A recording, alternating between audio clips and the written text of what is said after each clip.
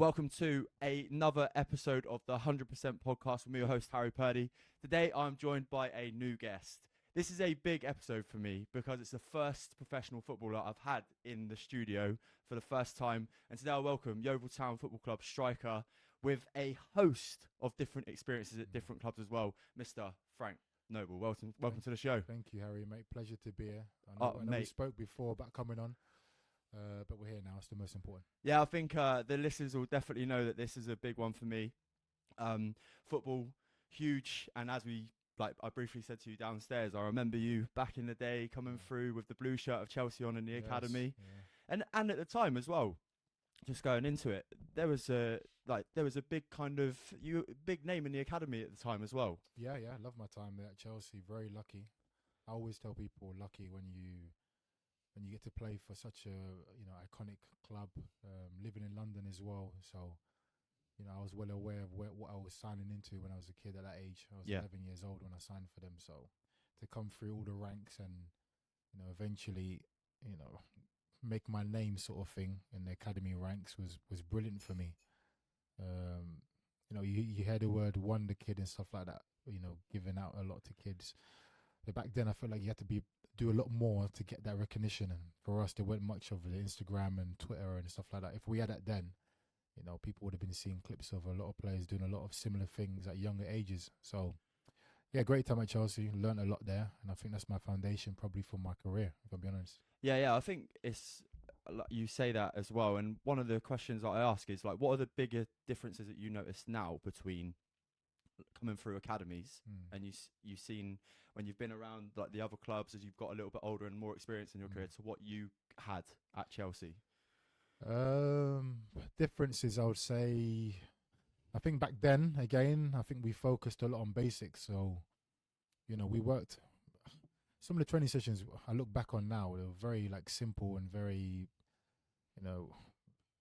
very basic basically. And I think they try to teach us a lot of life lessons as well. Yeah. Bring your personality into the session.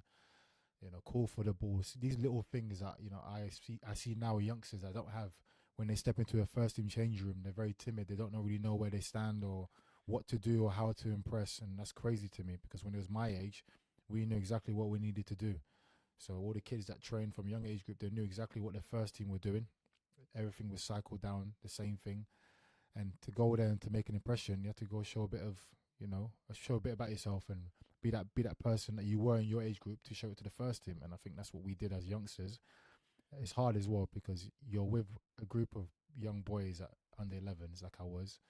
And then by the time I got 16, there was only 2 of us left. Yeah.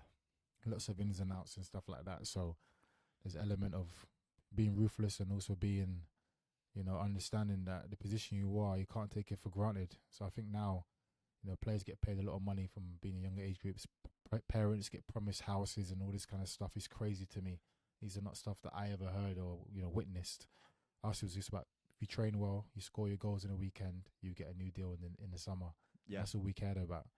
And I think I've done that quite well, so I was quite lucky. Yeah, I think, like I said, you were definitely one of the names that stood out as I was a kid growing up through the academy and stuff. Who else was in the same team as you when you came through the ranks there? In and around the age group, anyway, there was a kid a year younger than me, but he played up. Josh McEachran. Oh, wow, yeah. Yeah, good talent he was. Really good talent. A young player called Gael Kakuta, who's outstanding. He was a year older than me, but again, similar group of players. Jacob Mellis, Michael Mancian, Jack Cork. He's playing for Burnley. I still think now he's playing for Burnley. Yeah, good players. I think his dad was a Chelsea player as well, actually. Jeffrey Brumer, Patrick Van Aanholt. Wow, yeah. Some names. Yeah, he played at Palace. Scott Sinclair came my last year there before he moved on, and obviously had a great career as well. A few other names, some boys when I was younger, 3-4 years younger than me. Obviously, that's the next generation that came through and done well. But we were the first year to win the Youth Cup. That's right, yeah. And then years after that, we won it every year pretty much. And if they weren't in the final, it was a travesty. So almost disappointing. Yeah, it was literally every year players knocking them out, talent after talent after talent, and to be in that again. I look back on it and it was like a blur to me. Just about if you're good enough, you're going to play. My teammate up front was Fabio Barini. So Fabio Barini obviously went on to have a brilliant career as well. He would score 20, I want to score 25 that year. That was a competition. That's what it was like then. And all I cared about was making sure I outdone him, not about, I might go play for West Ham a few years later or whoever it might be. It was a case of, I want to be the best youth team player, play for England. And, a few of us done that. I've done that, unfortunately, as well. So, honestly, unbelievable times. Yeah, I mean, thinking back of the things that you'd have learnt during that, and then you mentioned around like the mentality of the kids now to when you was going through. I remember listening to a pod with JT back in the day, and he used to say obviously that the experiences that he used to get that toughened him up a little bit was the fact that he would have to stay behind after training and clean the boots of the more experienced players. We had to and do that, yeah, and those kind of things have kind of gone out of the game a little bit more. Do you think that they should be essentially part of the game because it builds character? I think so, yeah. I think there's a lot of things you can't do now. Yeah. It's different time now. A lot of things are taken out of football, which I'm frustrated by. Whatever JT said there, I'm pretty sure I probably would agree with a lot of things he said. Obviously, he done it before me as well, so before our generation. But a lot of the toughening up and tough love that we got from our coaches and the staff, and even the first team players. I remember going in the first team gym. Accidentally, we weren't meant to be in there, us youth team players. And I remember Balak coming downstairs and telling everyone to get, the F out of here. I don't know if I can swear on it. Yeah, you carry on, mate. Yeah, cool. yeah. So you said, get the fuck out of here. All you boys are youth team players, and we're the first team players. Get out of here, sort of thing. We were scared, but we also laughed inside. Yeah. Because, again, that's a big name that we see as a superstar, do you know what I mean? But also he's letting us know, when it's work time, it's work time. Everything has to be done properly at this football club. And it was nice to see. Whereas now, you get young players who go sit down next to their first team player in an environment. I'm telling you this because it's what I've seen.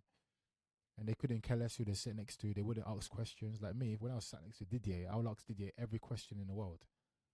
I'll ask him everything. How do you control the ball this way? Why do you bully defenders? Why do you run this way? Do you know what I mean? And Nelka sitting there, I've got to ask Nelka a question.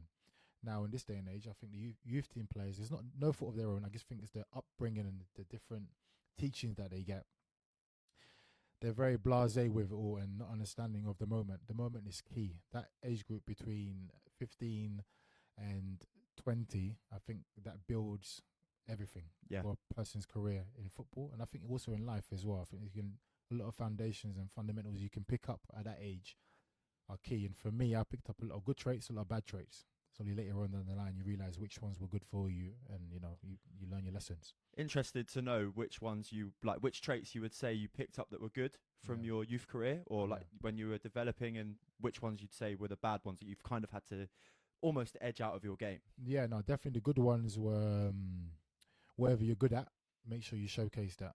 Something my dad always told me. Yeah, nice. If you're quick and strong, make sure when people leave the stadium or wherever they're watching you, they know that you're fucking quick and strong. Yeah. So whatever you're good at, make sure you showcase that. Wherever you're not so good at, work on it behind closed doors. No one needs to know what you're working on. You don't have to tell everyone your secrets. That's one thing I got told from a lot of coaches as well. Not everybody needs to know what you're not so good at. So just keep working on it, behind closed doors. But even if it don't improve to the maximum that you need it to be, it's okay to have an okay left foot, but a great right foot. There's no problem with that. Not everyone's going to be a Messi or Cristiano Ronaldo. You're still going to make a great living in this game. Just push yourself to the limit. Definitely the bad traits I took from it was being comfortable. It's not good to be comfortable in any sport for sure. Particularly football is very ruthless, and a lot of politics. People use the word politics in football a lot. And that just means that your career, your future is not in your hands, totally. Someone's got to make a decision for you. So you just got to not be comfortable, got to make yourself uncomfortable. So if it's hanging around with your mates all the time and training and sharing the same moments with the same people, avoid doing that. Go mix it up with someone else, because someone else might give you something new. I remember my youth team days in a way. I would always, do the warm up with certain players, and maybe hang around with them off the field as well, and not so much other people. I learned later on down the line that I can't do that because my left back needs to provide for me, and I need to provide for him the runs, and he needs to give me the ball. So you tend to mix up more. With more changes I've been in, the more understanding I knew that I need to understand other people as well as myself and my friends. Yeah, it's a big thing within football, isn't it? Is the dynamics of a squad and how some groups can kind of interchange with each other and not mingle with other sections. I mean, like you've only got to think back to that conversation about the England team when obviously the United players used to sit together and the Chelsea players would sit together and the Liverpool players. That doesn't make a team, does it? No, it doesn't. No, and that's only it's natural. Even in school, you know you chill with your friends, your mates, or whatever.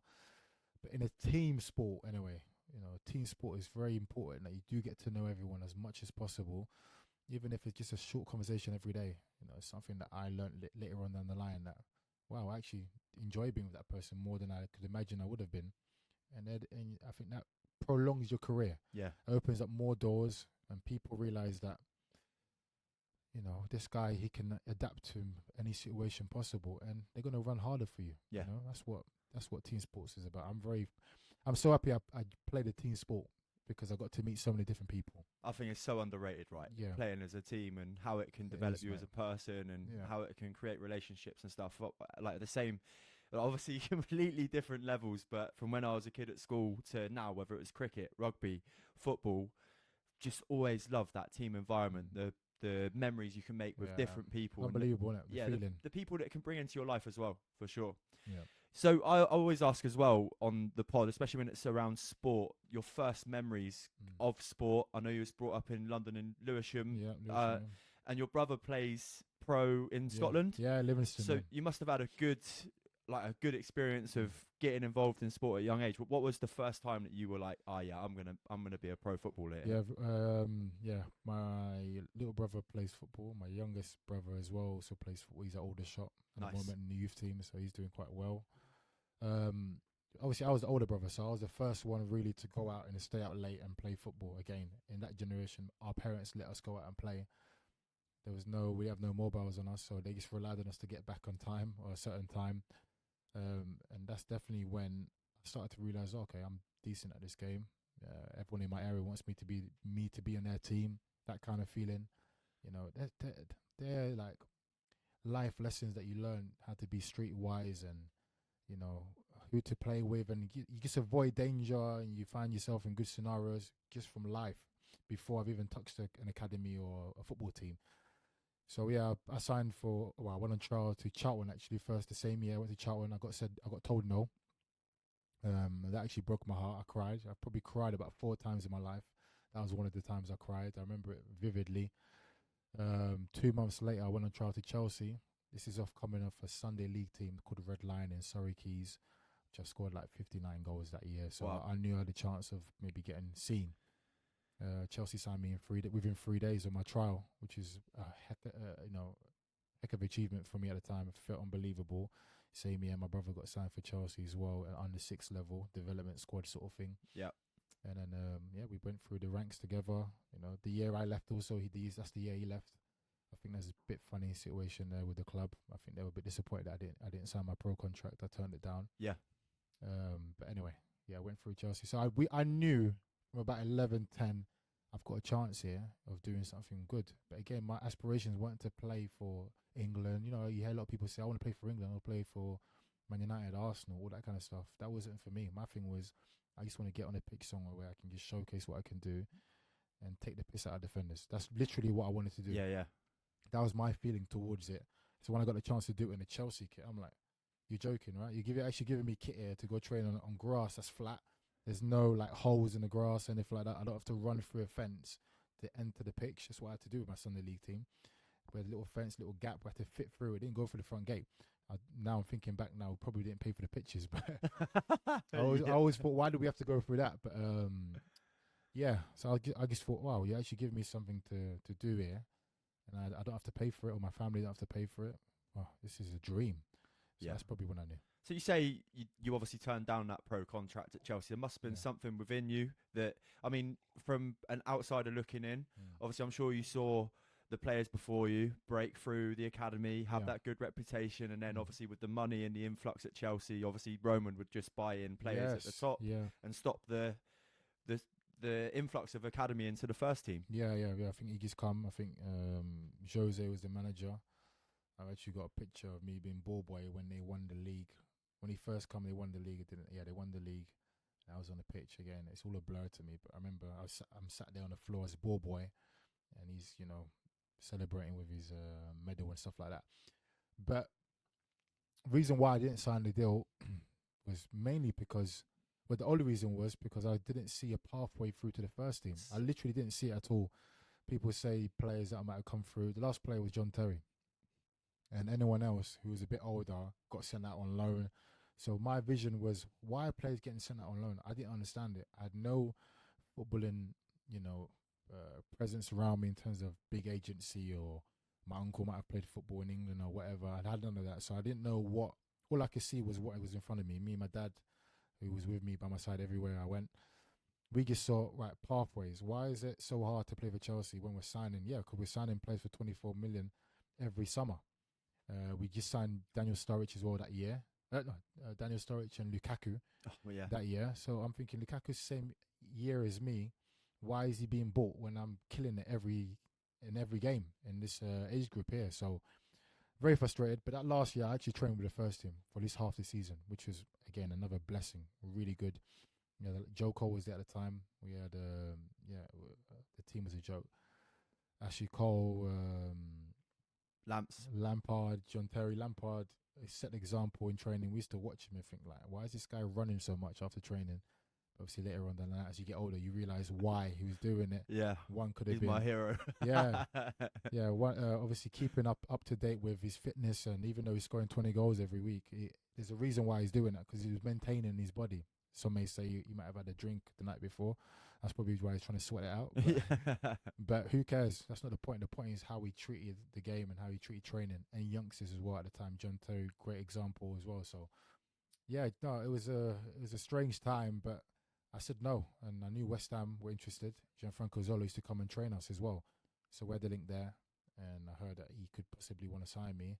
And I went to go sign for West Ham, and then obviously made my debut in the same first season at the first team for West Ham. So at the time, it felt like a great decision. Looking back on it now, do I wish I signed it? Possibly, maybe not, but I couldn't care less, really, if I'm honest with you. I made a decision, and things happen for a reason sometimes. Yeah, obviously I talk about mindset a lot on this podcast as well, and there's a big phrase within the mindset and personal development community that's, you can't have any regrets. You need to find the blessings in whatever decision you make. Is that something that stands true with you? Yeah, I agree, yeah.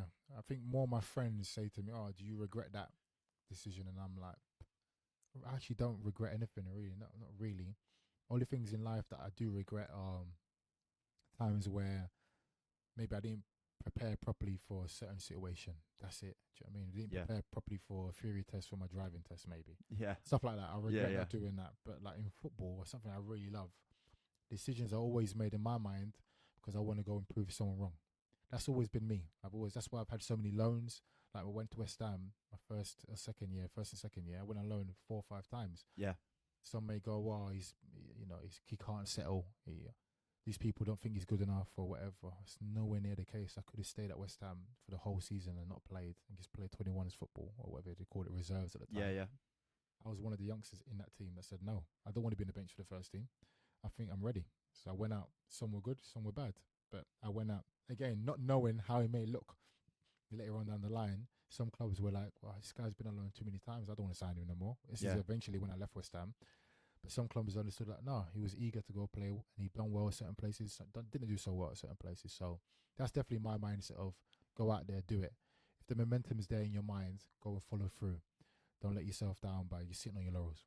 Yeah, for sure. And I think, like, obviously you could, I wrote some of the loan clubs down here. You're not talking small fish by any chance, Great are you? clubs. Yeah, West Brom, Swindon, Swansea, Barnsley, and, like, just to name a few. Yeah. And with those come great responsibility at such a young age to obviously try and establish yourself in those places. Yeah. But also with that, I can clearly pick up that you had total belief in yourself, which I think makes a player, doesn't it? Like, the between somebody who's lacking belief and somebody who's comes into the changing room and they carry themselves well, as a manager, you're like, right, this guy needs to be given a chance. No, 100%, I agree with you. I think even half of them places, I bet half of the players there would have thought, who is this guy I think he is? He won't last long in this game. He's probably another Chelsea, West Ham youngster that thinks he's going to do well and probably won't last. 400 games later, I'm still playing there, so I know I've had a good career, probably better than most of them players as well that were judging me. But that's neither here or there. The point is, I went to Swansea. Brendan Rodgers was manager. Another great name in football. He was my reserve coach at Chelsea, so there's a link there. I learned ever so much with him, but I was only there for a month. So on paper, it looks like I've been somewhere. Yeah. It's gone there, it's not worked out, or might have worked out. I was only there for 4 weeks. Yeah. Played 4 games, scored 1 goal, 2 assists, and I came back to West Ham. That loan is done. I've gone to Gillingham. I went to Gillingham for another month and a bit. Done well there. I think I played like 12 games, scored 6 goals or 5 goals. That was a great loan for me. But again, that's a short stint. Someone might go, oh, that's another club. They won't even look at the stats. They'll go, oh, it's been at another club. Barnsley, I went there twice, I think. I went Barnsley twice. First spell was unbelievable. I really enjoyed it. Second spell, I hated it. And it didn't go so well. But again, I didn't want to stay at West Ham because we just sacked a manager in the first team. And Zola the first year. Big Sam the third year, and Avram Grant the second year. Again, every manager comes in. No youngsters are really going to get a chance. They're going to sign their own players. What do you do? My teammates like Zavon Hines and Freddie Sears and boys like that didn't want to go out alone. They said, we're going to sit here and wait for their chance. I didn't want to do that.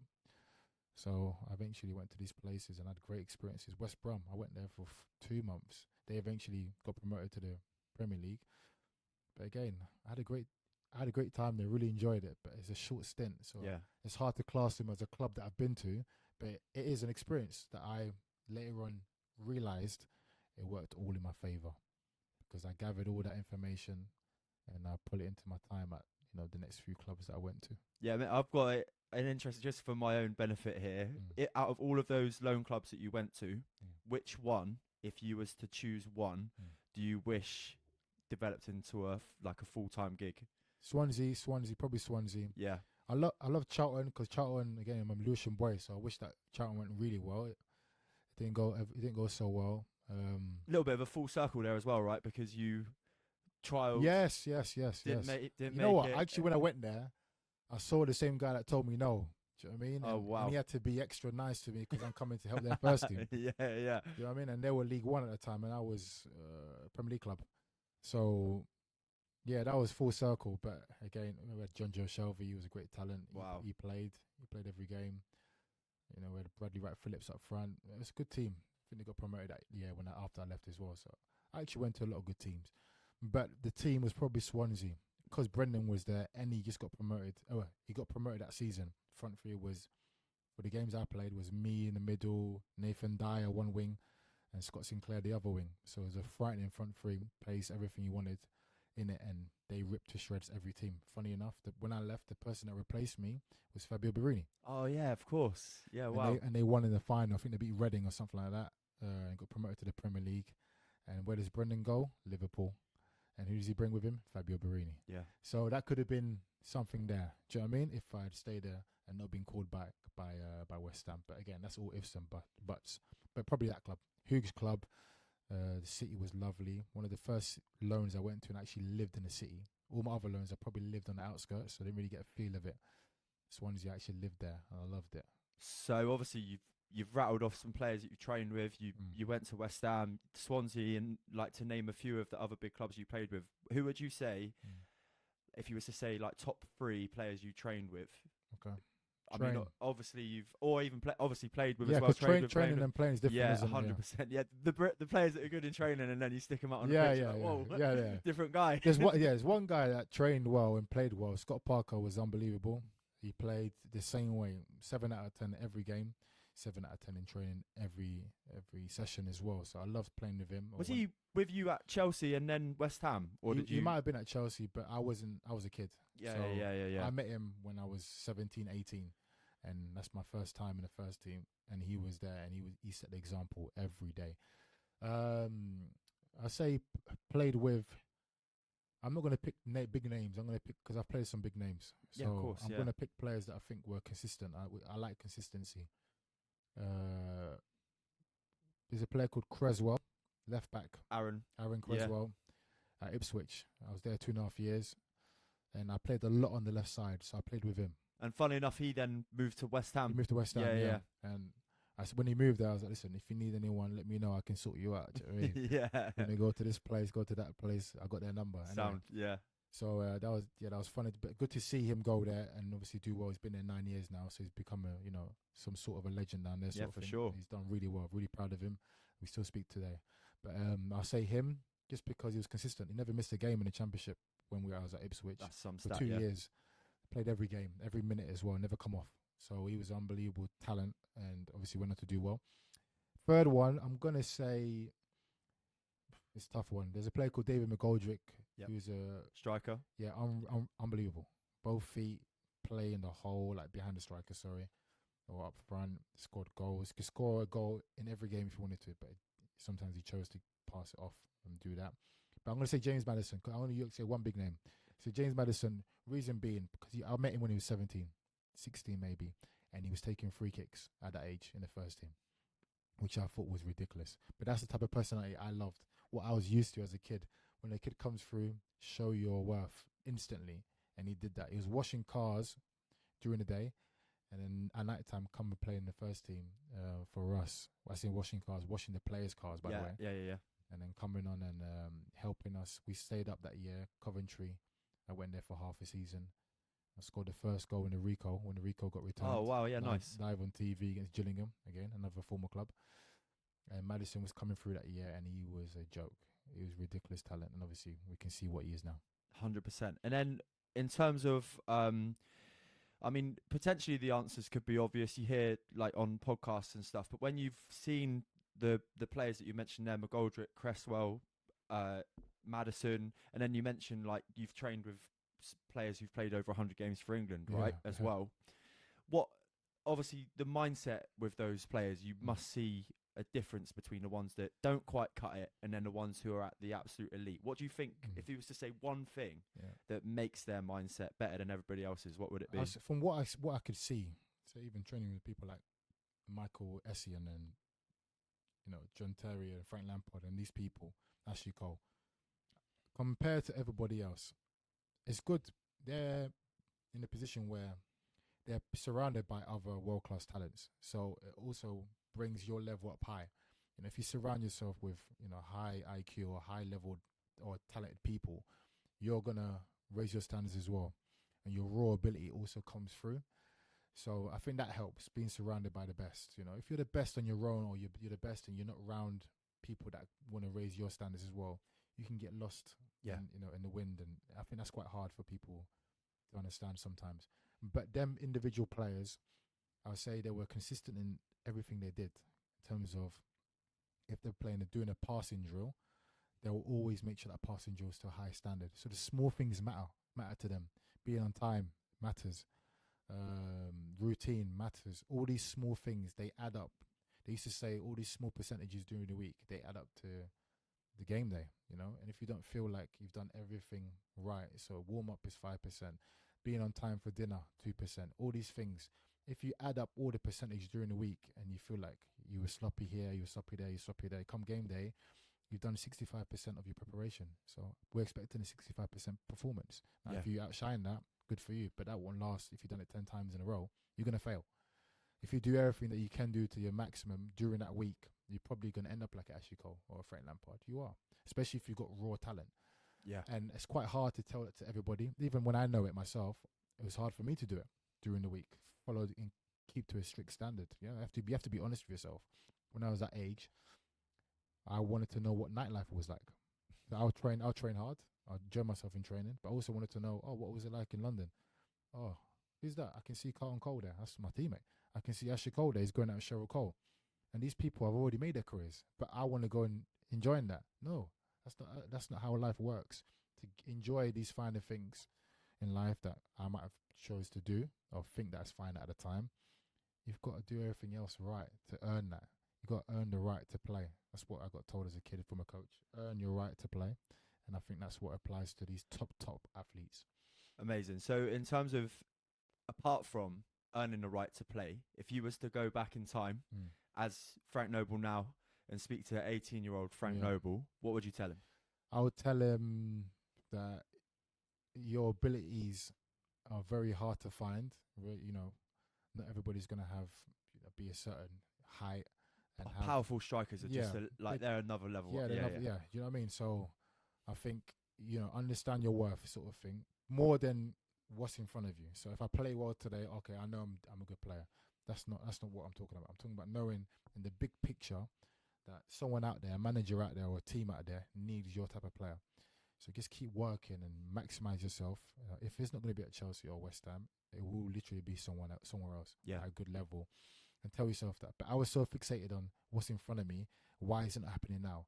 I've got to get myself out there. And sometimes that ain't always the best thing to do. And that's probably one thing I tell myself is to be patient. And it's hard to tell young people to be patient, isn't it? Sure thing, yeah. Especially in this world now with all the social media, they see everything, they want it fast. We didn't even have that then. And I still wanted it now. So I think patience is probably the best word I would use. Amazing. So we're fast forwarding now to 2024, what it is now. Top of the league with Yeovil. Some experience in that side now, right? Yeah. And you're talking now about the things and the habits that you'd have seen players at Chelsea, West Ham, Swansea do. Is that something that you try as now an experienced player in the changing room? You try and even obviously the West Ham, Chelsea, Premier League. Yeah. This is Vanarama South now. Yes. But is that something still that you installed in the young players? Yeah, you have to. And, our squad, more than half of the squad, particularly the players who are playing week in, week out, are young. And I try to share experiences that I've gone through, throughout the week. We'll talk about something random and I'll be like, when I was 24, your age, or 22, this is what I was doing. And some of them sit back and go, that's mad that you was doing that and you're doing that for that level, let alone, Conference South or Vanarama South. So it doesn't matter what level you're playing at, you've got to apply the same things weekly. So, we'll try to raise the standards as an experienced player. We've got another player called Michael Smith, who's an international player. He's done really well for us. But we're very fortunate to have him in our team. And I think that's another thing that these players in the squad need to realise, that we don't want to make them feel like we're inferior of them or anything like that. It's a case of we want you guys to be better than what you're playing at now. Only way to do that is by driving every day. Yeah. Winning as many games as possible. Don't fix yourself so much on the level you're playing at, what's in front of you. Think the bigger picture. You do it right every week. Everything else will come later on. And which a lot of these players, I think, are more than capable of playing in the league, League 1, League 2 and higher. Or the potential to do at least. So, we're very lucky that we have a good group. And also, I know I'm a bit older now, 32, but obviously I'm still a good player. So bagging goals, mate. Yeah, still a good player. So, no, it's going well, and the team's doing well, and we've got a great manager, obviously a new ownership as well, who's come in and tried to just brighten up the place really in terms of how it looks. And I know he's a big personality, and he wants to make sure everyone know that he is there. But he's doing it literally for the supporters, and he wants the supporters to have a better environment to go watch football. Yeah, and that's exactly what we're giving them. I mean, I know if you was to speak to any Yeovil fan over the who have been going for the last 20 years, it was obvious the things that needed doing. Yeah. But no matter who the owner was at the time, it just obviously whether it was because of the cash or just because they had blinkers on their face, none of the obvious things was ever done. I remember when Yeovil got promoted to the Championship, the only improvement to the stadium that they did, obviously they had to do a couple of bits, but they just put photos of some players around the stadium. Yeah. But now all the obvious things have been done. People were saying about the putting a bar and a band on for the supporters. It's mad, mate. Yeah. For the level we're at, it's crazy. Yeah.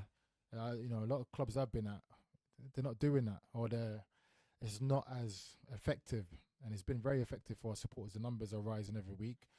And again, like I said, manager and all the staff involved and the owner, I can't say a bad word about anything, if I'm being totally honest. They've done amazing stuff, and they want the club to go further. So, touch wood, listen, we're going to get promoted this season.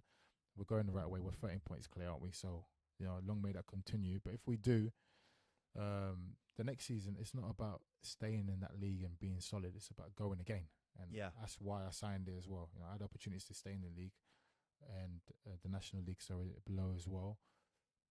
But it was a no-brainer, exactly what I heard. And I wanted to be part of something special. And I think we've started that. And every story needs personality in it and characters, and we've got a few of them. So 100%. I have to ask as well, because you were what seemed like hours or seconds or minutes away from signing for Yeovil at the end of last season, with the whole controversy around the old owner that was there for a month or two. From the club that you saw, I'm sure you must have come and had conversations, and you obviously decided not to sign for Yeovil at that time to what you signed for this season. Yeah. Is it obvious the changes with the ownership and the mentality? Yeah, yes. Night and day. Even the supporters, I need to mention, they've been amazing this season, online and in person, been amazing. The fact that I live here as well, I can really feel it. A lot of players in our squad, half the squad don't live in Yeovil, so they can see it on a Saturday or Tuesday night or whatever it is. I see it every week. My kids go to school here, so they speak to me about every game when I go past them. So it feels good. But when I saw it from afar, obviously I just leaving Colchester, got the call to come here. I was literally leaving the next day to come here, and then got a second call from the Ugler family. Yeah. Saying they weren't sure. They weren't sure about me coming down there. They had maybe another player in mind. That's normally the case. And they just said, look, you've not played as much as we want you to have played before leaving. So I was like, listen, anyone you sign in this stage now of the season, it's probably because they're available and they've not been playing much. So that's what you're getting with me, and I'm going to help you survive. Obviously, he chose not to do so, which obviously is a terrible decision, because I think I went to Torquay.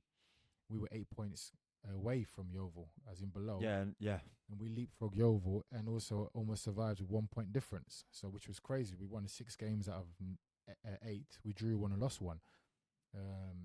So I had a great time at Torquay. That's another thing, but it should have been Yeovil. Well, it could have been Yeovil, and it wasn't because of the recent ownership. But then obviously new owners come. And I didn't know what Yeovil was like. You see the doom and gloom from afar, but you don't know. I've played Yeovil over the years. I played them in League One. I played them in League Two a couple of times. Scored against Yeovil a couple of times as well. And it's hard to get a feel of another club is like until you go. And I heard about what it was like the last few years, obviously. Fall from grace. Club was doing fantastic things, 2013, 14 years. And obviously, I think about 6 relegations in that time, which is mental. But, you start from the bottom again. There's all the way is up, isn't it? So let's forget all that now and just focus on positive times now. We're winning whatever league it is. Try to win that. Enjoy that while you're here, and see where it can take us. I know it could be deemed as a really obvious thing to say, but I don't think it matters what level of football you're at or what sport you're in. Confidence, whether it be confidence in the ownership, confidence in the squad, confidence within the fan base, confidence behind the vision that the club has, it's huge. It's huge. And since the relegations from, obviously it's a stat, isn't it, that Yeovil have gone from the Championship to where they are now, unfortunately, in almost record time. But it has to stop at some point, and it seems like it sounds like quite a harsh word to use, but the rot seems to have fully been stopped and aired out. Mate, let's have it right. The amount of relegations in a certain time frame is craziness. Yeah. Someone has to take the blame for that. Can't always just be the players. Just how the club is run. For sure, yeah. Obviously you would want better players or players to do better for you, but it can't have been run well if you're having that many relegations. So right now, just like you said, stop it now and try to win. And obviously for us, first game of the season we lost as well. And it's a crazy story. Obviously you lose, win a couple of games, draw a couple, so it's not a fairy tale start. But we knew what we had in the change room. It's just about getting it clicking. Obviously eventually, we won 13, 14 games in a row. That's just not unbeaten. You've won 13 in a row. Insane. I've seen other records this year, but they've not won the games. They've drawn a lot in between. So we actually won 13, which is insane, like you said. And that brings the community together, isn't it? It's like, sure. Let's go watch Yeovil. Looks like they might win a game, and why not? Let's see if we get entertained by it. And obviously we've got some brilliant young players, Jordan Youngs of this world and these people who are lighting up the place. So, come along and come and join the ride. Yeah, for sure. And I know that even fans of old that said they'd had enough are starting to. Oh, hold on a minute. Good. Yeah, it is for sure. It's really good to see. What's it like then to be in a changing room full of people who are obviously incredibly confident, and you've won those 13 games in a row? Yeah, no, it feels good. Obviously, even now we're on a little mini streak again. I think we won 6 in a row. I think we're 4 or 5 in a row. Sorry, to start a new one, which is good for us. It just feels good to be around people that you can look to your left and right and know that they've got your back, and vice versa. It becomes robotic. It becomes routine that you work as hard as you can and you showcase what you can bring to the table. Because again, in team sports, everyone needs to bring their ingredients. Otherwise, this dish don't taste nice. Everyone needs to bring that. And once you know what your role is, you don't divert from it. You do exactly what it says on the tin. And then if you can add any bonus to it, if it's within the structure of the team, it works perfectly fine. It's not a problem. If you want to go have a little dribble up like a Jordan Young might do every now and then, that's fine. You've earned that because of all the other stuff you do that we know you need to do for this team, what the manager asks is for. So it feels amazing. I've been in teams and losing teams as well, and I know how hard that feels. So it's always good to be in a winning team, but it starts literally from training.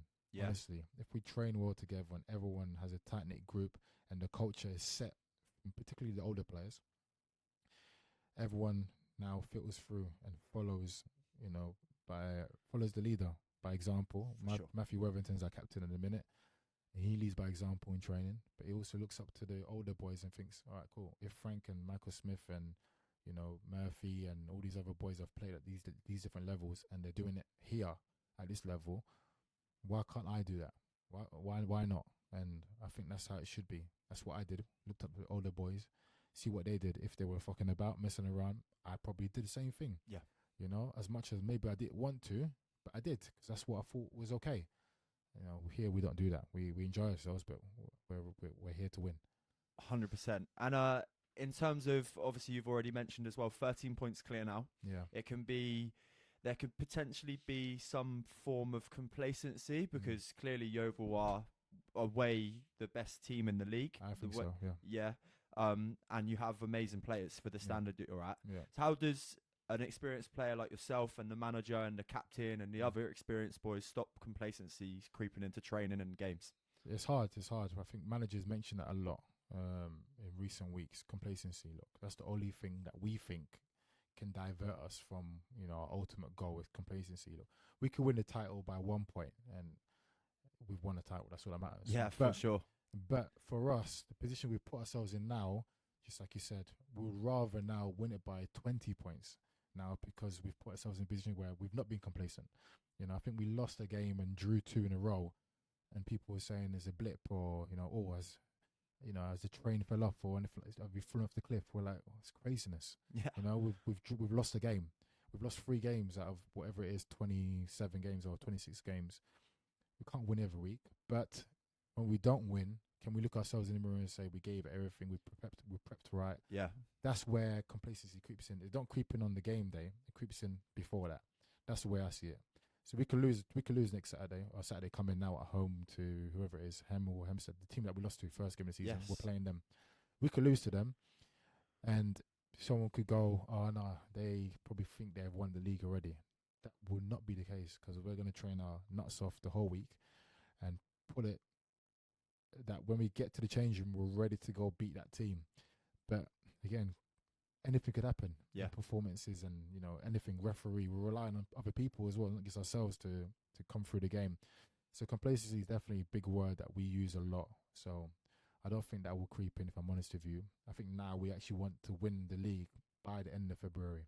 That's what we want. We want to win every game. And then hopefully these other people behind us eventually lose a few or whatever. Because now they've got to win 5 games. We've got to lose 5 games in a row. I think that's the gap. Yeah. So we want to make that 6 and 7. So whoever we play really don't matter, mate. Honestly, it couldn't care less who we play. We just have to win. Yeah. In our minds. And if we don't, it is what it is. We move on.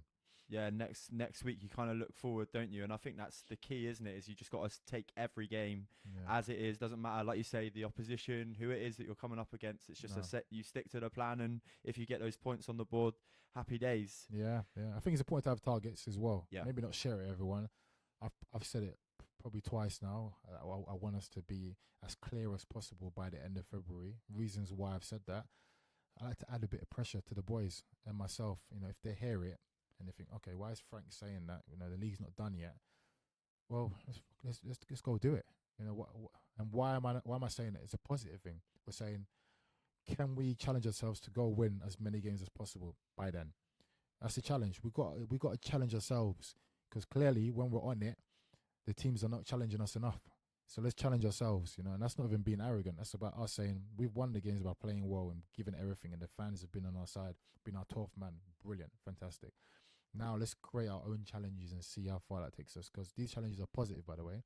If we do well, it means we're getting more points. That's all that matters. Yeah, and I think as well, Frank, that can come from your age and experience, because I'm thinking now, I'm just comparing it to the Chelsea team that I'm watching at the moment. It seems that everything that they're doing is almost, they need extrinsic motivation, right? Yeah. They need to be motivated by something that's going on around them. And you're looking at people, I don't know, no professional Chelsea player is going to watch or listen to this podcast, but I look at Madueke, right? Oh, you never know, mate. Yeah, well, you never know. You never know. But Madueke, like, I just think, mate, like, all you got to do is, like you say, about the basics and working hard. And like, everyone knows how skillful and talented this boy is, but just work 10% harder. Have a little bit of something from inside you, and it can make all the difference. I think that comes from the people around him, though. Do you know what I mean? Poch, great manager, obviously. He's had great clubs, but I don't know. I think that team is very young. So I watch a lot of Premier League stuff as well. In Chelsea, I still watch them to this day a lot. And I know a lot of people there still. And it frustrates me watching them, because I see a group of unbelievable talents. If it was a youth cup, they'll win it every year. But it's not youth team football anymore. This is a men's game. So I don't really care for how everyone looks, how everyone's hair is, or do you know what I mean? How they're running. Just run fast. Right? Run fast and run really hard in every action. Do that for 10 games in a row. They'll win 7, just based on that. Yeah. And then the rest, they'll win even more, because their talent is ridiculous. Yeah. I was watching them against Fulham the other day. I think yesterday, wasn't it? Yeah, it was. Yeah. This afternoon. Yeah. So they played well in that game. They pushed them back, whatever, fine. But I was looking at some of the recovery runs, and I'm thinking to myself, they're not dying on the pitch. You got, no one wants to say to physically die, literally die. But we're saying the action of putting it all in, that's all supporters want to see. And I think a lot of these players will learn that in a hard way.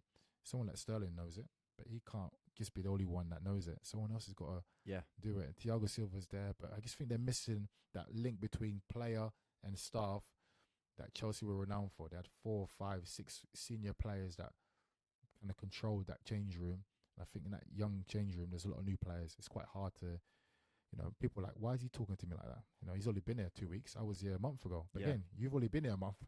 Who's the person that was here before you to bring you together? It's hard. It's hard to find that. And a lot of people from the outside need to realise that. Yeah, for sure. Obviously, I don't mean to make this into a Chelsea analysis podcast, but it's like just thinking about the motivation side of things. You'd think like there's obvious things, and the girls. I was speaking to you about. I managed Sherborne Town Ladies. Yeah. Even when I went into that club at the start of the season, I said like, this team is incredibly talented for the level that we're at. But if you don't get the fundamentals right, working hard, talking, communication. You can be as talented as you want, right? You're not going to be able to showcase that unless you do that hard work. Is that something that, like, I see football? It's a beautiful game. Of course, you need your skills. You need that element of flair and the powerful, like the half volleys, all of those kind of things.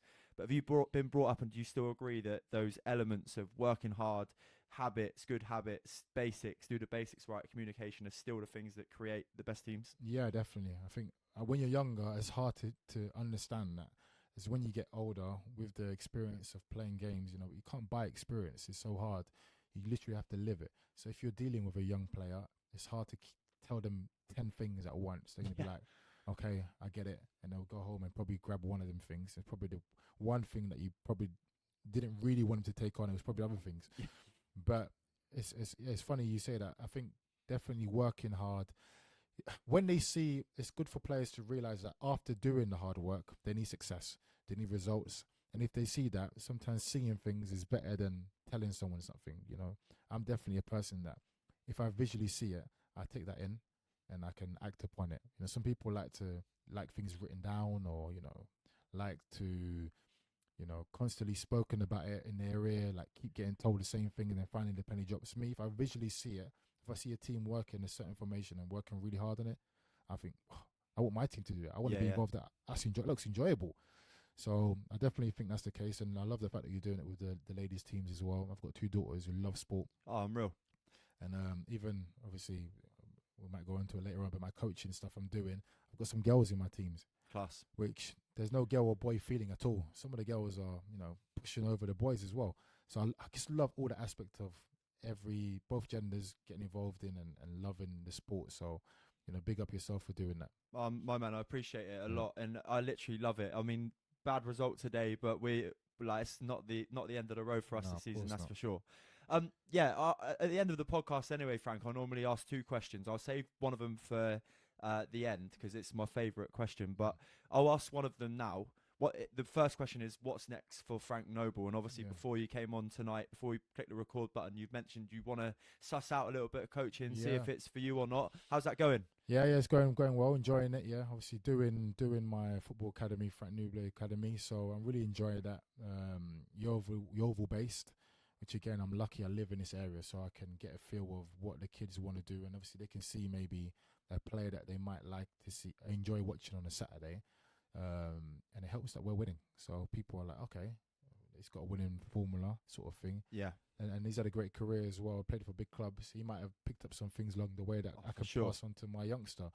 That's all I want to do. Me and Sonny Blue, my teammate Sonny Blue Everton, is a great player, by the way. And obviously younger than me, so we can get different aspects of point of views.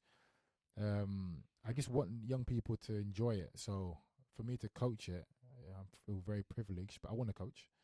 Eventually maybe be a coach or a manager or something in football, even broadcasting. I've done some broadcasting work as well. Amazing. Have you done a comms with Sheridan? No, I've not done it with Sheridan. No, not yet. She's done it with a few other players. Yeah. But I actually spoke to her before going to what I'd done. I went to do one with BBC with Plymouth Argyle, one of my old clubs. Amazing. Which I've been lucky. I've done 3 games for them now. So, being a summariser next to the commentator live on the radio, and that's been fun. So I want to do some more stuff like that, similar to that. But it's hard with the time and the children that I have. Trying to balance it all is hard. But if you don't try, you'll never know what you'll enjoy. So far I've enjoyed all them things. Yeah. And then we'll see where we land once you've added all these strings to your bow. It's incredible because I remember getting coached by a UEFA B licensed coach when I was 27. It was the first time anybody, obviously I've not played a good level of football, anybody had coached during a whole session about scanning as a midfielder, just a shoulder scan. That one little trick or one little thing that you can add to your game that opens up a whole different picture of playing football. And then you think, okay, well, Frank's going to do this for younger players. If you've got a striker that's coming along to your training, that you can be like, right, I learnt this when I was 18 at Chelsea or at West Ham, and now I can teach you it and you're 11 or however old they are, then, I mean, that's only going to make them it's a dream, mate, honestly. I look at them and I think some of their faces they're looking at me because I've got the age group of 7 to 9 and then 10 to 12. And I just look at them and I think, okay, in general, I let them enjoy themselves, play football and get a few tips here and there. But there's always a section in there, 10 or 15 minutes of literally, it's coaching. Now, I need you to listen to what I'm saying to you, because this will help you later on down the line. I need you to understand why you need to make a run forward or away to then come back, get your defender off you, because you might want to be man marking you. And how do you create space? It doesn't just happen naturally. I need you to create your own space. How do you do that? I was doing that today, actually, with the kids. And some of them were running away, coming back, but making the run look a bit funny and falling over and stuff like that, which I loved. I said, good, make some comedy out of it. Yeah. Whatever. But do you understand this is key? And if you do it right in most games, I'll give you a name that made a living off it. David Beckham made a living off it. Ryan Giggs made a living off it. And all you see is the dribbling part, all the YouTube stuff. I was like, all right, cool. Everyone get the ball. Let's do a rainbow flick. Half of them were struggling to do it, but that's what they want to do. I can do that with my eyes closed, a rainbow flick, but that's not what I do on games. So I want them to understand the importance of what's important to be a good player. Because I remember I got told by Brendan Rodgers one time in training, I've done about 10 stopovers and I tried to beat my man, a guy called Liam Bridcutt. I tried to do a skill and beat my man. And I actually beat him and then played it off, whatever. And he pulled me to the side. He was like, Frank, do you want to look a good player or be a good player?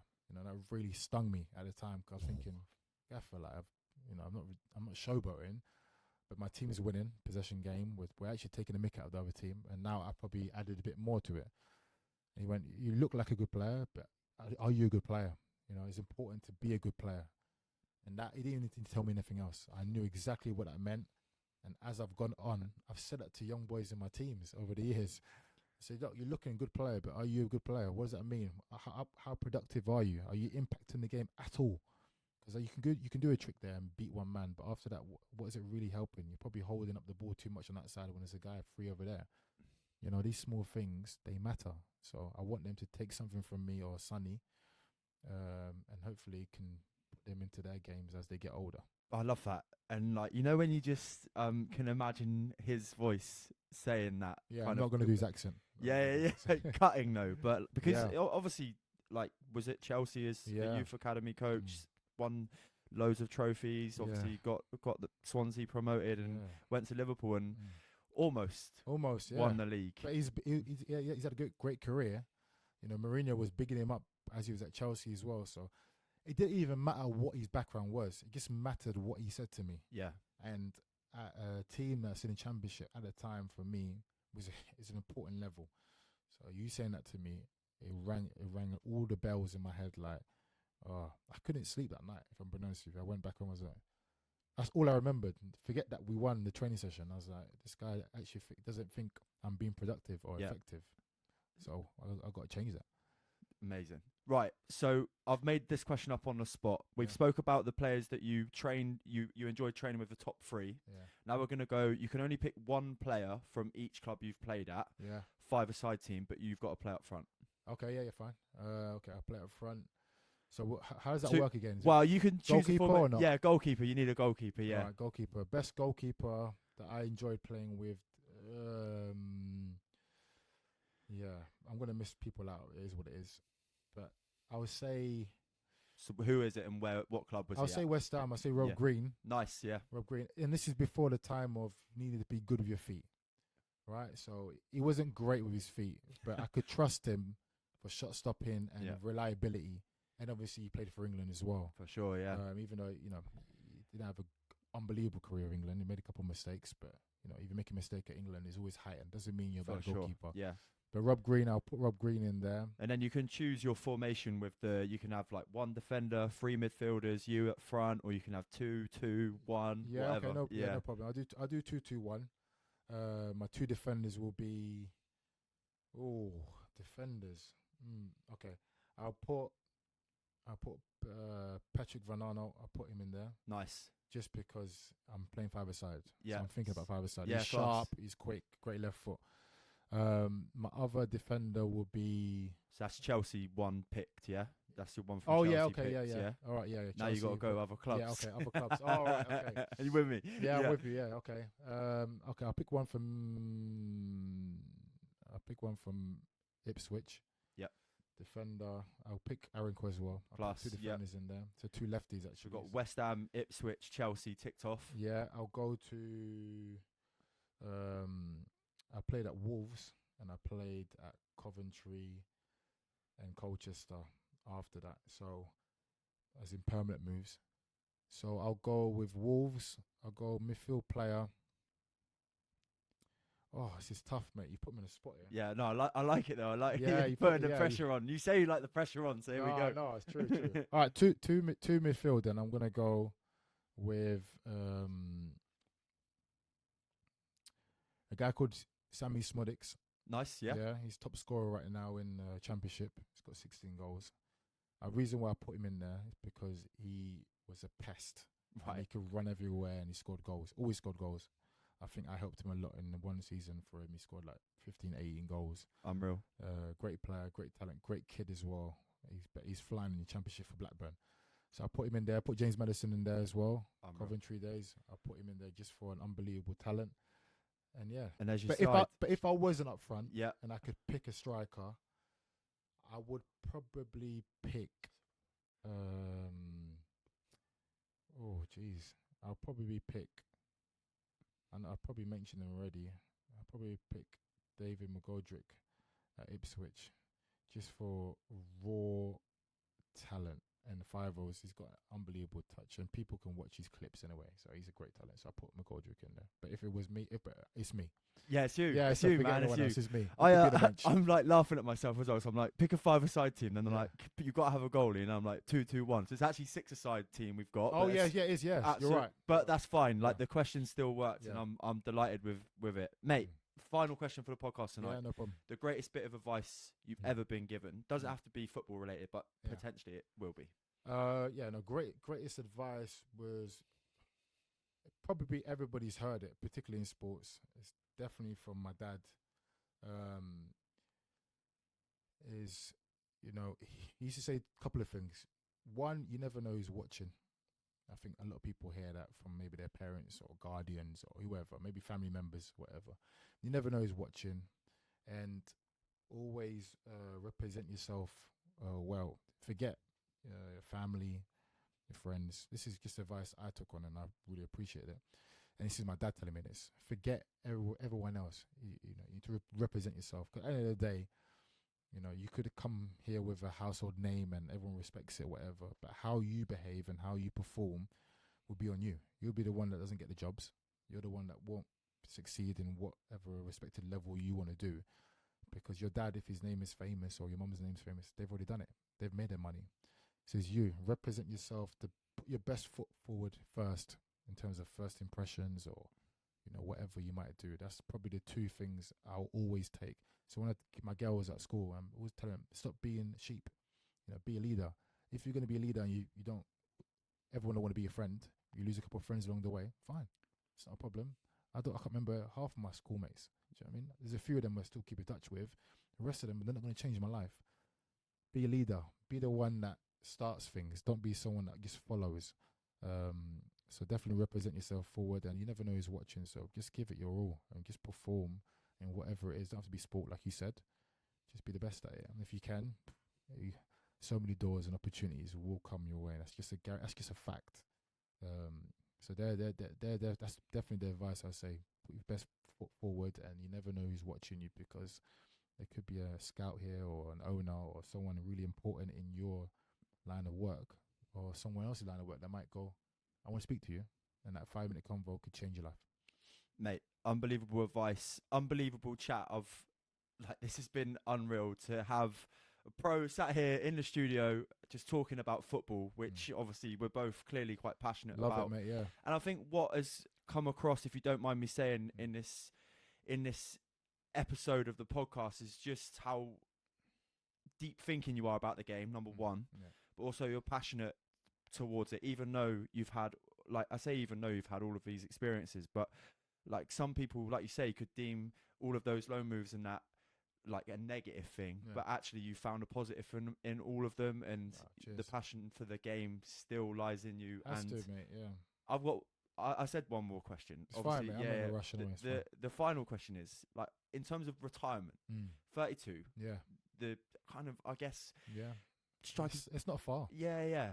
I don't know. I think this if day the and over age, go up, you sticking around? I'm sticking around. Yeah, I'm sticking around for at least next season.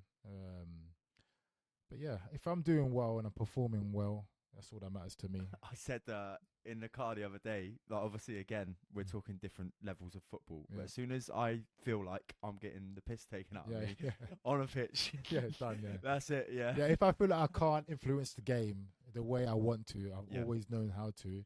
That's when I find it hard. But obviously now, you know, and I know next year the level as well. I just know I'll be fine, but I have to go out and prove it, obviously. Sure. So if I can do that, then, you know, I'll hopefully extend it. If the club still want me, I'll extend it year by year. If I do well and the club want me here, we'll go for it again. But for me, I want to get double promotion, so, you know, that's on my radar. So once that, you know, we'll hopefully be halfway there come the end of the season, hopefully. And if we are, then, you know, long may it continue, because the strikers playing 34, 35 in the championship.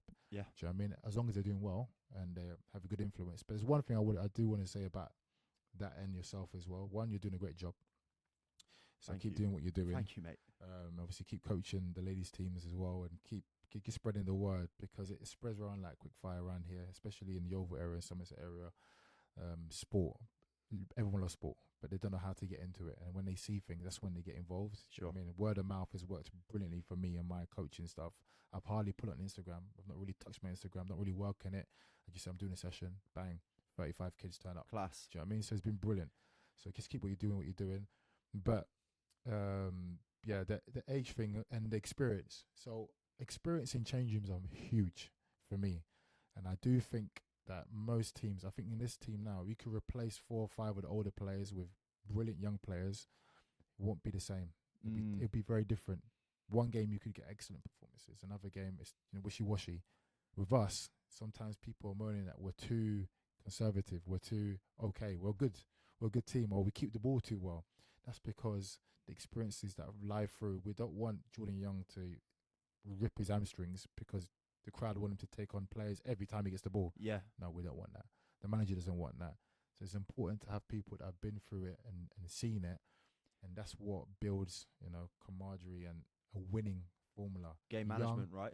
Young, middle, old. Now apparently I'm in the old group, which is fucking annoying. I've always been in the younger team, but then again, now I'm 32. I need to realise I am older. But yeah, just that mix has been so good, and we're lucky managers signed brilliantly well. We signed 2 younger players just recently on contracts for the next 2.5 years. Yeah, I've seen. Yeah, fantastic. It's amazing. Yeah, really good. But they need it. They're happy that they see us when they come in because we give them everything. We hug them. This is your club. Be ready to make an impact. Watch what we're doing. Because we've been in your shoes, so hopefully that can work well, and I think the owner and the manager are onto something here. So let's long may it continue. Watch your space, Frank. Yeah, it's been unbelievable to talk to you. The future is bright for Yeovil. The future is bright for you. Yeah. Hopefully your impact in the change room continues, and like you say, that back-to-back promotion would be unbelievable to get Yeovil back into the Football League. I think it would make this area, and all of the fans that have gone through some hardships of recent time, all of my friends that have gone through some hardships watching Yeovil in recent times, they'll be overjoyed. But what an unbelievable episode. If you have enjoyed today's episode, please go over to Apple Podcasts and Spotify and drop a 5-star review. And if you are watching on YouTube, the like and subscribe button is below. Make sure you click those buttons, and it helps me as well. Frank, anything to say before you go? No. Keep doing what you're doing. I'm going to definitely spread this out as well for you as well, like we all should. Thank you, and man. I'll be watching, mate. Appreciate the interview, man. Top man. My guy. Thank you, Frank. Cheers.